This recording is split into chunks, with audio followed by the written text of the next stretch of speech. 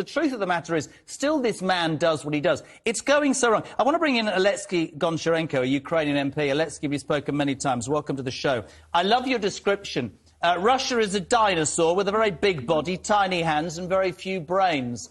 The truth of the matter is that Russia and Putin are losing this war, aren't they? That's the truth. Absolutely, and that's why Putin is like a gesture of desperation. He's making this so-called referenda, and tomorrow this stage performance to show Russian people and to the world some kind of political success.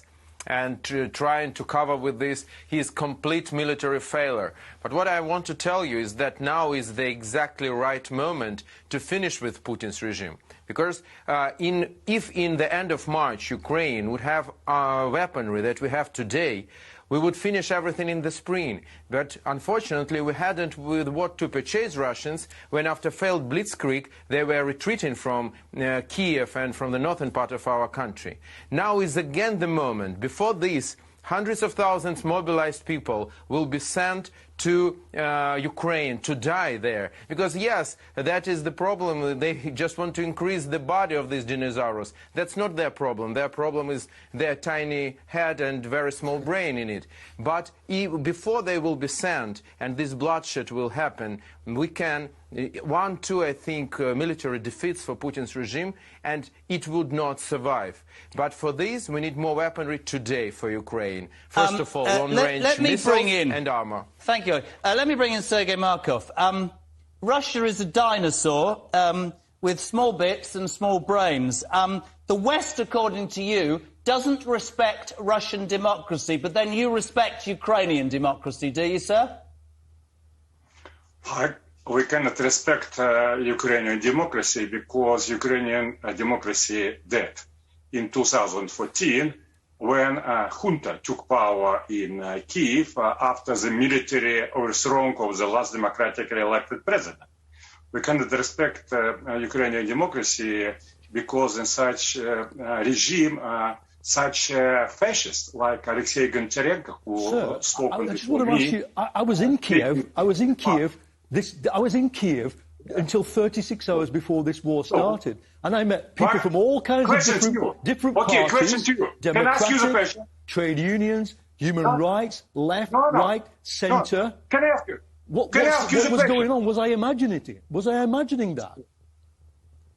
As I understand, you interrupt me because you afraid my arguments. Oh, I'm so sorry. But it's very strange that you didn't see the key that more than 30 political parties in Ukraine have been prohibited, and the main leader of the main opposition party have been arrested and under the torture put to the prison.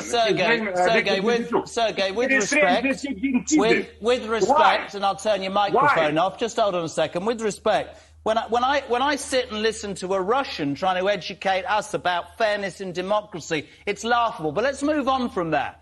Let's get you to answer the obvious question.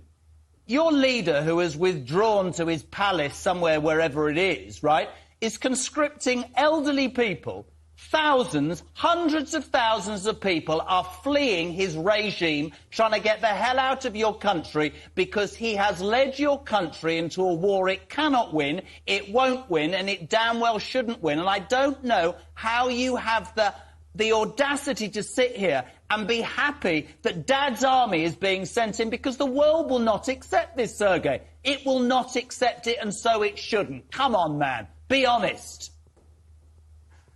Don't repeat same mistakes which Napoleon Bonaparte and Adolf Hitler already made about Russian army, and when they spoke that Russian army is too big.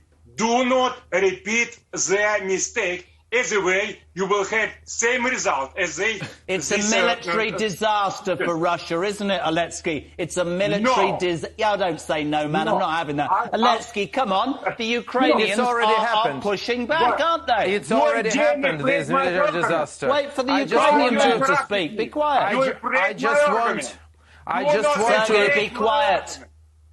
I just want to remind you. No, we can understand Sergei, because we can understand Sergei because Sergei can't speak in Russia, and finally he has a place where he can speak on British TV. So that's why he's trying just to use this opportunity. But first of all, he called me fascist. Now, I know more poems of Russian poets than Putin, all his entourage, including Sergei Markov altogether. So it's complete nonsense. And today in Ukraine, Russian-speaking people with weapons in their hands are defending the country from Putin and from Russian-speaking people from Russia. That is the reality. Speaking about military disaster that Russia received in Ukraine, they were saying in February that they would take Kiev in 4 days.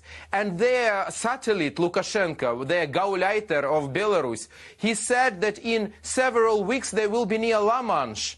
But you see that they can't go through Donbass for all 7 months. So for sure, after all these myths about second largest and strongest army in the world, they completely failed. Stay there. Sorry, Sergei, we've got a problem with your microphone. Paul. And I think in many ways what we've seen there is rehearsed the old arguments between Ukraine, but there is a new argument. If Putin uses or is credibly threatening to use a nuclear weapon, that makes it our problem. Of course it but does. It's not just a threat to us.